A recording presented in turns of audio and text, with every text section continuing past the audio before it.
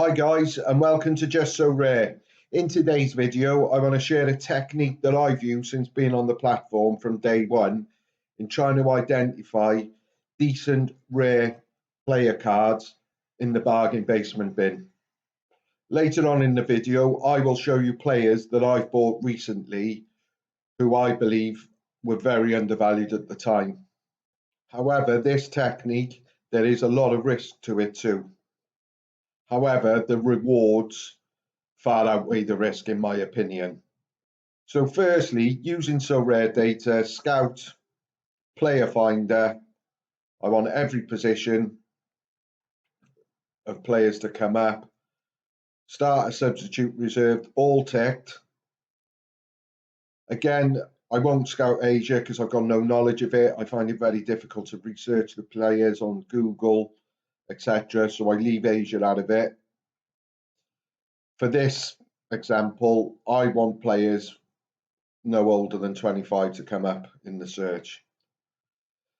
Not interested in the last 5 games, etc., because it's irrelevant to this because most players won't be starting. Like I said, I use this on rare cards because there's more potential profit in them. And then the only thing that's ticked is the price. The best market price, I don't want any players over 0.02F, which is the equivalent of a 250 point F threshold win. So as you can see, I've searched that now, and within that criteria, 147 players come up. So what I would do then, using other platforms, I would research every player on that list. And I would use transfer market because I want to know the value of the player. I would look at SofaScore because I want to see throughout their career that they generally start games, things like that. Now, I appreciate researching 147 players is going to take a lot of time. So if you want to refine the research or the filters to pick up only players that are 21, then obviously it's going to show less. So there'll be less players and then less research. However, I love this element of the game. Researching potential gems is what makes this platform great for me. One, because, well, the main reason is budget. I haven't got the money to go out and buy a £500 player. That's just life, and that's the position I find myself in. So I believe through what I've done previously, this is a good money maker for me. And I'll show you examples later on in the video on certain purchases I've made very, very recently. So I'm not talking 20 months ago and players were £3 and I'm selling them for 200. I'm talking recent purchases. I use this strategy because I'm of the belief most professional football players, they want to play.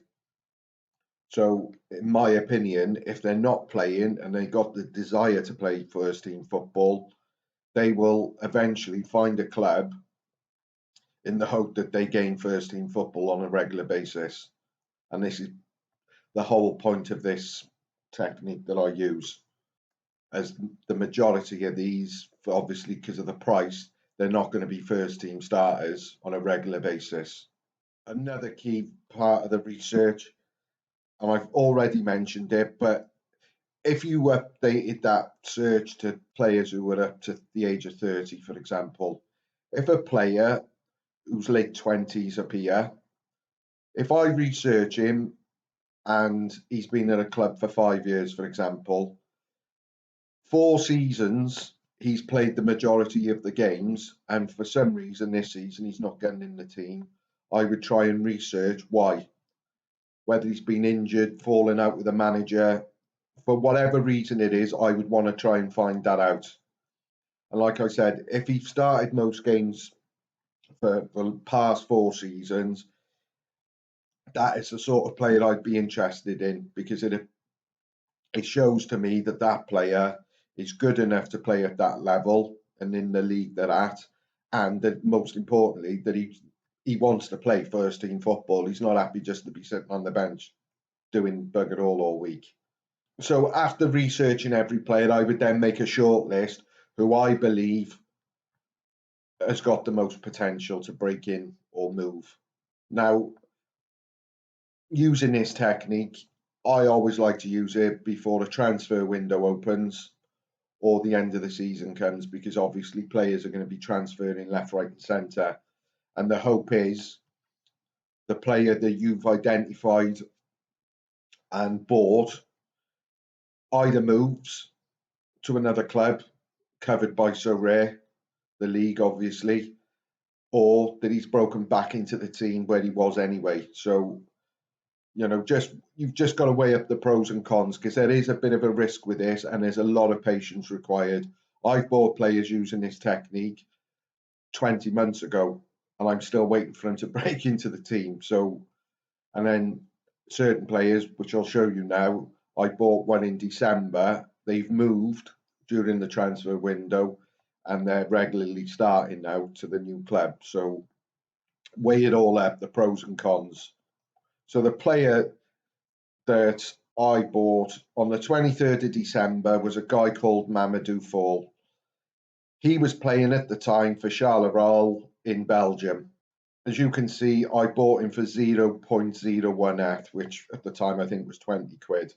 Now, in my opinion, for the rare card of a player like that, is quite frankly ridiculous. It's great value for money, again, in my opinion. On screen, you can see his stats from playing in Charleroi. I know because I followed this player for a while actually anyway, but he regularly started for Charleroi last season, and looking at his stats, he had done for the previous 4 seasons too. He's also got a decent goal and assist record in him as well, which obviously is a bonus. At the time of buying him, like I said, on the 23rd of December, I knew that it was a likelihood that he was going to move out on loan, because he wasn't getting the game for Charleroi, basically. So there was a lot of reports that I'd researched in the Belgian press, for argument's sake, to say that he was going to possibly go out on loan to Turkey or to a Turkish club. Within 4 days of purchasing him, he joined Kasımpaşa in Turkey. So I was delighted with that. Now, looking at his score graph, since he's been there or in Kasımpaşa, he's actually scored in one occasion, in one game. He started a lot on the bench, but recently, the last 4 games, he's actually started. So that's significant for me, because I know if he continues to start games and he'll get the odd goal or assist, that price will go up even more. Even today, I could make, about 35 quid on him if I was to sell him today. However, if I would have bought 5 of him at the time and he moved like he did, then, you do the maths, it's about 165 quid that I could have just made simply by him transferring on loan and starting playing games. Other players I bought on the 4th of January, I bought this geezer Bogdan Mikhailichenko, who's a Ukrainian. He plays for Anderlecht, and I picked him up for 0.015. Going across the sofa score, so rare data, apologies. Not a great increase, but his floor price is 0.01, so that's 20 quid. The reason for that, he started Anderlecht's last game and he's posted an 85 score. Now, this bloke, he's only 24 years of age. In my opinion, he's too good of a player not to be playing regular first team football. So my hope is in the summer he goes somewhere else. Obviously, again, to a league that's so rare cover, and that's the danger buying players like this, because if he went back to Ukraine, for argument's sake, at this moment in time, he's obviously not covered. So that's the risk part. But the risk or the rewards far outweigh the risks when you're only paying a little amount. Hope you find this useful, guys. Much appreciated. And thanks for watching, and I'll see you soon. Cheers.